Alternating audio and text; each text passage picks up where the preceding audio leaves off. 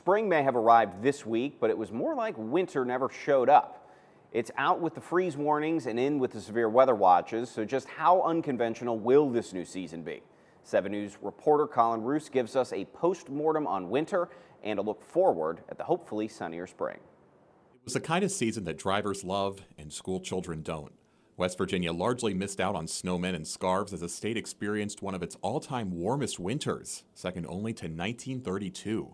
Aside from the Christmas Eve cold snap, the major cities in the Mountain State were left with barely any measurable snowfall.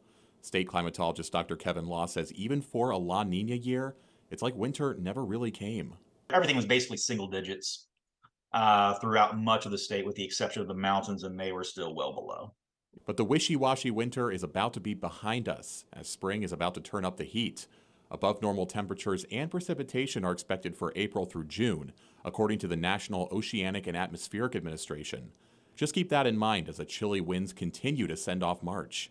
We probably have to look forward to another at least 2 or 3 weeks maybe of the weather that we've been seeing this last week or so, where we've been seeing some cooler, below normal temperatures. But it isn't all sunshine and rainbows for spring, as it's also the season with the most volatile weather. Tornadoes, derechos, and more are all possible as the warm and cold air battle it out. But while regions like the South often swelter during spring, we stay a little cooler, which pushes our peak tornado month back to June. That's the recipe, as you all know. For severe weather, you need warm air at the surface, cold air aloft. And gardeners, this spring's for you. The mild winter could mean a wider window of growing opportunity for your plants. How late the last frost is depends on how high up you are, ranging from late April in the Charleston area to early May in central West Virginia.